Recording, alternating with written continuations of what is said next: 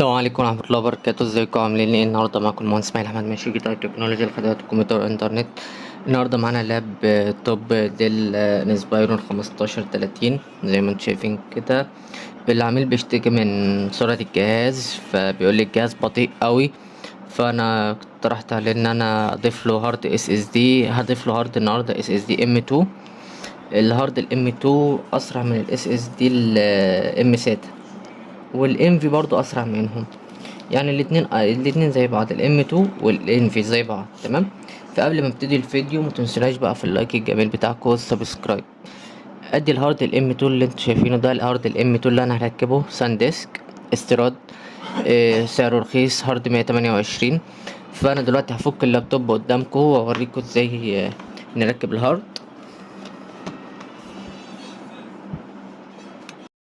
دلوقتي هفك المسامير بتاعت اللابتوب.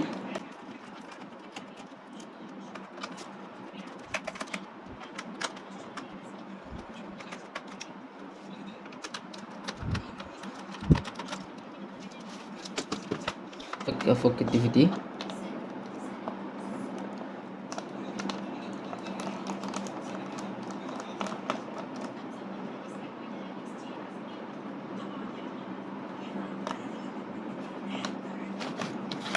فكيت الدي في دي اهو زي ما انتم شايفين اهو.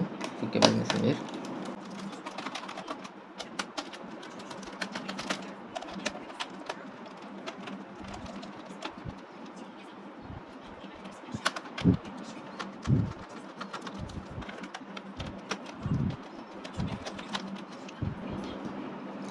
فكيت انا خلاص المسامير بتاعت الجهاز. دلوقتي انا هفك الجهاز افتحه.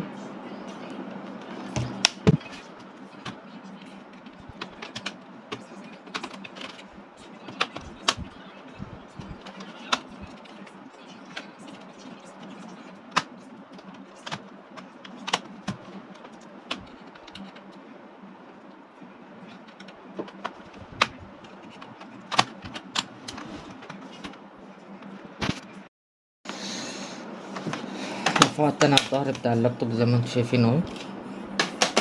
عايزين نعرف بقى فيه ام 2 ولا مفيهوش ام 2.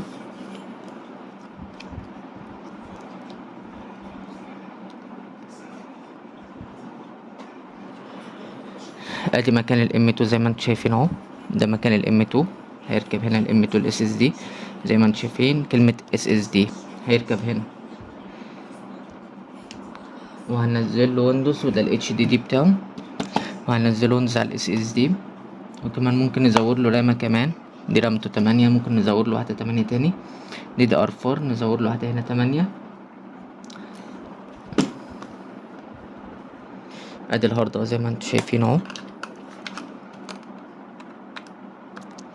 يركب كده ونركب له مسمار هنا. يركب هنا ويركب له مسمار هنا ويتربط.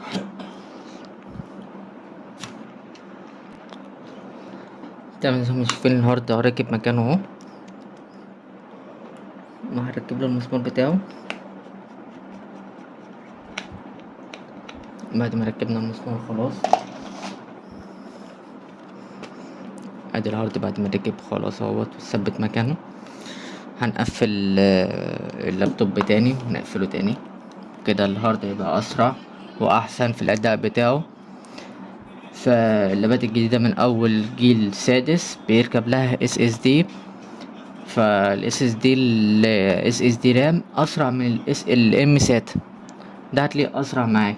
الام ساتا يعني مشاكله كتيرة برضو، لازم تشيل الدي في دي وتركب في كادي عشان تركب له الهارد الام ساتا. فيعني مشاكله كتير قوي. فانا برضو الجهاز ده هنزله ويندوز وهظبطه. وهقفل قدامكم الجهاز تاني. بعد ما ركبنا الهارد هنقفل اللابتوب تاني. فطريقة فك اللاب وتركيب الهارد الاس اس دي سهلة بسيطة، ما تخافوش منها. هنقفل اللابتوب تاني.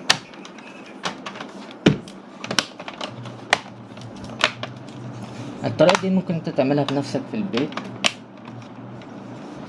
وتنزل ويندوز برضو بنفسك برضو. وانا برضو عندي القناة بتاعتي عليها ازاي تنزل ويندوز.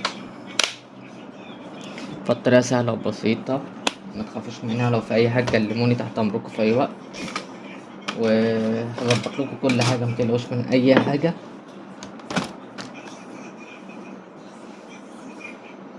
نركب دلوقتي المسامير كلها. هنفتح اللاب ونشوف الهارد الاس اس دي قرا عليه ولا لا. هندوس افتح اللاب وادوس F2 زي ما انتم شايفين كده، وهدخل على سيستم كونفيجريشن. بعد ما دخلنا على سيستم كونفيجريشن ننزل تحت كده،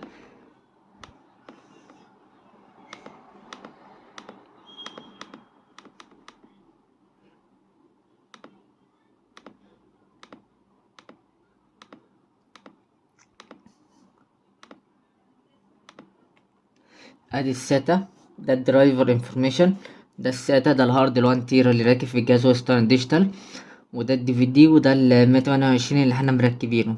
تمام، هو سامسونج، هارد سامسونج، ده ال 128. فدلوقتي هوريكم ازاي نعمل ويندوز للجهاز، وهننزل ننزل ويندوز على 128. تمام، هنفتح الجهاز وهندوس F12. فهي طريقة تنزيل الويندوز سهلة وبسيطة، فما تقلقوش منها. وبرضو ما تنسوناش برضو في اللايك الجميل بتاعكم والسبسكرايب. عشان تخش على البوت اوردر بتاع الجهاز الدل هتدوس F12، والجهاز ال HP F9. فهي طريقة سهلة وبسيطة ان انت تركب SSD بنفسك. فلو برضو بتركبه مع نفسك واحتجت اي حاجة كلمني وانا هساعدك فيها، ما تقلقش، يعني هخليك تظبط كل حاجة وتتعلم كل حاجة.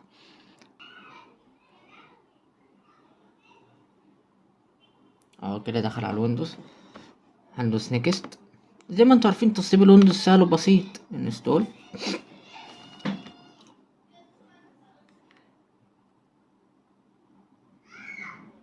اي دونت، مش مع المفتاح. تمام، هختار ويندوز 10 برو، هدوس نيكست،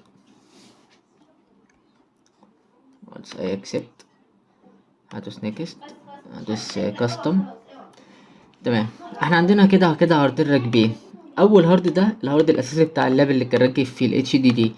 تاني هارد ده ال SSD. هعمل ديليت لكل الدرايفرات بتاعته، بس خلوا بالكوا علشان ما تمسحوش اي حاجه. يعني خلي بالكوا برضو تبقوا عارفين المساحه الكباستي بتاعت الهارد بتاعكوا اللي راكب، علشان ما تمسحوش اي حاجه بالغلط. فانتوا لو مسحتوا حاجه دي بتبقى مشكله.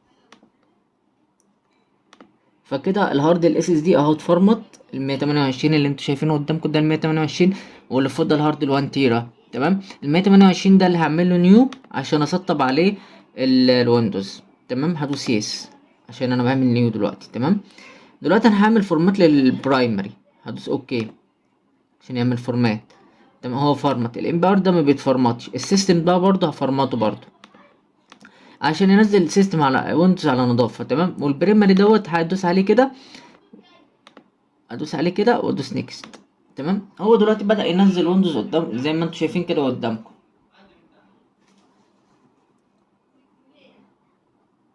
هو هتلاقي الاس اس دي اسرع في تنزيل الويندوز بكتير من الهارد الاتش دي دي. فاحنا بنسطب على الاس اس دي البرامج زي الكاد، الفوتوشوب، البرامج اللي بتحتاج يعني سرعة اكتر في الجهاز. فالاس اس دي بيعلي سرعة الجهاز. حتى في برضو عندنا على الصفحة على القناة بتاعتنا لابات كتير ركبنا لها اس اس دي، انواع جديدة وقديمة وحاجات كتير، ففلقت سرعتها مع العملاء. فالعملاء يعني بتشكر في حاجة زي كده يعني. وفي برضو عامل برضو كان معاه جهاز اتش بي، جهاز اتش بي سي ديسكتوب، كان معاه برضو مركب له اس اس دي. الجهاز ده كورد ديو. عارفين يعني ايه كورد ديو؟ طبعا جهاز اقل من الاي 3 طبعا. فركبنا له اس اس دي، والله العميل بيشكر في سرعة الجهاز، بيقول اسرع من اللابتوب اللي انا بعمل له اس اس دي دلوقتي ده. فهو كلمني وقال لي انا عايز اركب اس اس دي للجهاز دوت. فقلت له انا هركب لك اس اس دي ام 2 بدل ما اشيل لك الدي في دي ونركب راك وكده. لا، الجهاز بتاعك بيدعم هارد ام 2. فالاجهزه اللي بعد الجيل السادس هتلاقيها بيركب لها ام 2 عادي. فدي ميزه برضو جميله جدا. شايفين احنا اتكلمنا في قد ايه مثلا، عدى قد ايه في تنزيل الويندوز على الام 2؟ 90%. ما خدناش 5 دقايق بالظبط، واقل كمان من 5 دقايق، ما خدناش دقيقتين. فالاس اس دي فعلا طياره. طيارة، بسم الله ما شاء الله يعني. فده اختراع جميل جدا، اختراع جميل. لولا الاختراع دوت ما كنا عايشين على الهاردات العادية بتاعتنا ال HD. فالهاردات ال HD مهما عملوا فيها السرعات والحاجات دي برضو بتبقى بطيئة، فهي دي مشكلتها برضو. هو دلوقتي الجهاز هيطلب مننا ريستارت، فهنعمله ريستارت.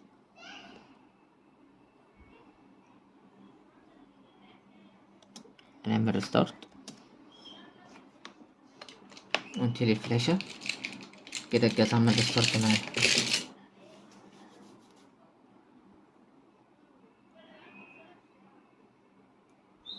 عايزين نخش بقى على F2، نفتح السكيور بوت برضو بالمرة عشان مننساش. بدوس F2 دلوقتي واخش اقفل السكيور بوت. سكيور بوت اهوت. هنعمله انيبل. هو موجود خانة على الجنب، انا ما خدتش بالي منها. السكيور بوت اهي خانة على الجنب، زي ما انا مشاور اهو، زي ما انتم شايفين انا مشاور اهو. تمام، ده السكيور بوت اهي، علمت عليها. تمام، هدوس ابلاي. تمام، وهدوس اوكي، هدوس اكسيت. الجهاز دلوقتي هيراستر قدامكم تاني.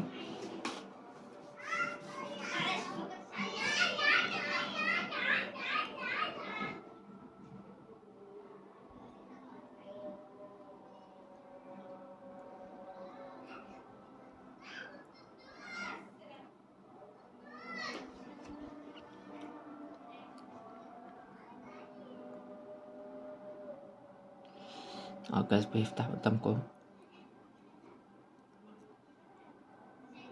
السكيور بوت اللي احنا عملناه دوت ما بيخليش اي حاجه تحمل مع الويندوز، ودي حاجه جميله جدا ان مفيش حاجه تحمل مع الويندوز.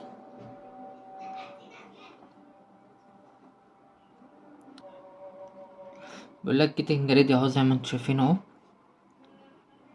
هو دلوقتي بيعمل زي حاجه زي التعريفات والحاجات دي كلها.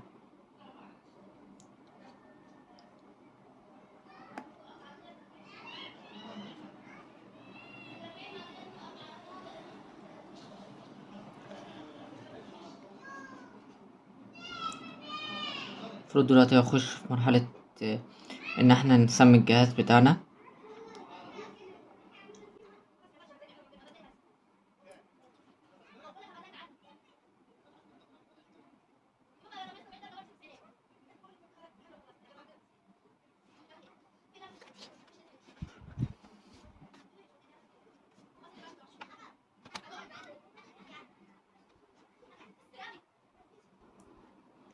هنختار الريجن بتاع المكان، هنخليها ايجيبت.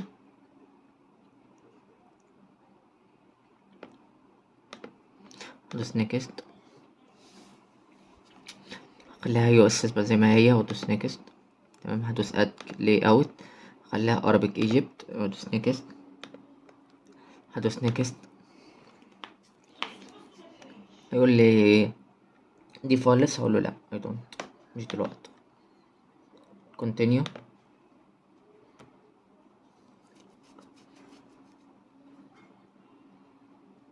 هكتب اسم الجهاز ديل، كتبت اسم الجهاز ودوست نيكست. مش عايز باسورد، نيكست. فهو دلوقتي بيحمل معانا قدامكم زي ما انتم شايفين اهو. هدوس اكسبت،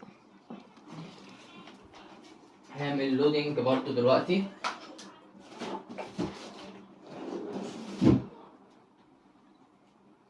بيقولك ما تقفلش الجهاز، خليه مفتوح ما تقفلوش.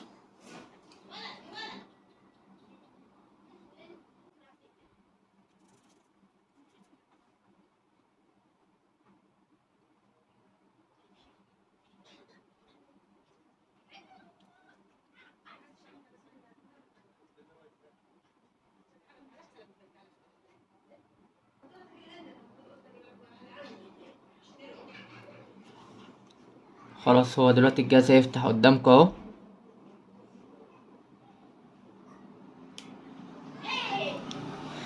فيعني طريقة تغيير ال SSD في الجهاز يعني سهلة وبسيطة، أي حد يعملها. يعني مثلا احنا دلوقتي أي حاجة بنتعلم، كلنا بنتعلم من بعض. فشوف الفيديو برضو، ولو عجبكم برضو اعملوا شير للأصدقاء بتاعتكم، ومتنسوناش برضو بتعملوا لنا تعليق برضو عجبكم الفيديو ولا لأ. وما تنسوناش برضو في اللايك الجميل بتاعكم والسبسكرايب، ولو احتجتوا اي حاجه كلموني، تحت امركم في اي وقت. سلام عليكم.